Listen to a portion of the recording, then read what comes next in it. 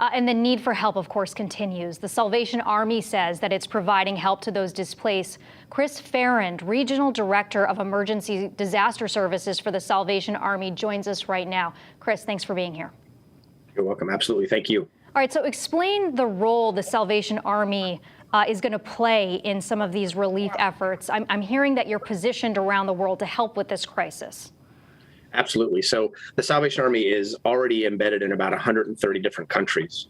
So when there is a crisis like this, one of the strengths we have is we can mobilize our existing programs and assets that are already in these countries and shift them to start to provide this immediate critical and emergency aid like shelter, food, baby supplies, blankets, all those kind of things. You know, some of the most heartbreaking images are the people that are hiding in the subways. We're talking about children here, even babies being born in the subway system in Ukraine. I know the Salvation Army helping support these mothers and their children. Explain what you guys can do to support them. Absolutely. So as I said, a lot of the people are just doing what they can, the best they can with what they have. And the needs are so great, but wherever there's a need that we come across, we try and find out how to help. And one of the stories we heard was that there was a report of 22 babies that were born in a subway in Kiev. And the Salvation Army had presence there, and they were able to provide the diapers, the formula, the hygiene products, all of that to the mothers. And in addition, we're hearing that because of the high stress that a lot of these mothers are dealing with, that there are a lot of reports of giving birth prematurely, which of course increases the issues as well. As someone who's pregnant myself, that's just absolutely heartbreaking to hear. And it's good that you're able to go and give some of that support. You know, I'm curious though, because obviously this country is in war right now. How do you even reach some of the people who need the most support in these cities and towns? So as I said, one of the strengths is we have these bricks and mortar, these core community centers, these social service programs that are already there. So before this crisis erupted, we already had people that were looking to help. So basically, as soon as there's a need, they're already there and they start looking to find ways to help.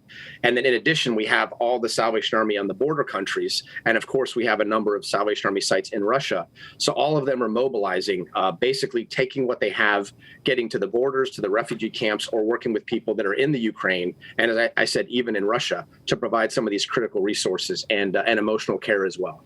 This has set off a massive refugee crisis.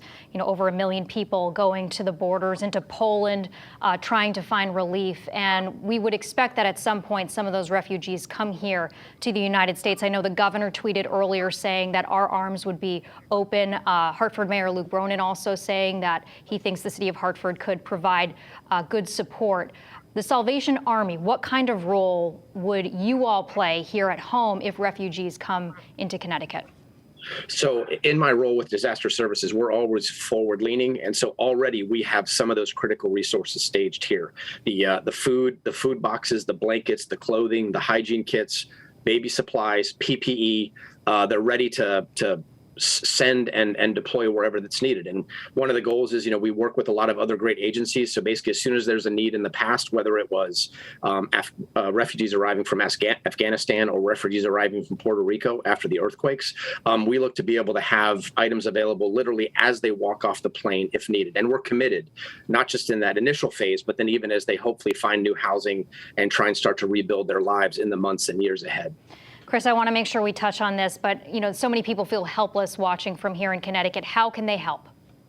So financial donations, and I'm sure folks hear this a lot, that's one of the key areas to do it. And the reason that is it allows the money given to go immediately to the field. And then people that are there doing the assessment, the response, finding out what's needed and most critical, they can use those dollars right away to purchase exactly what's needed.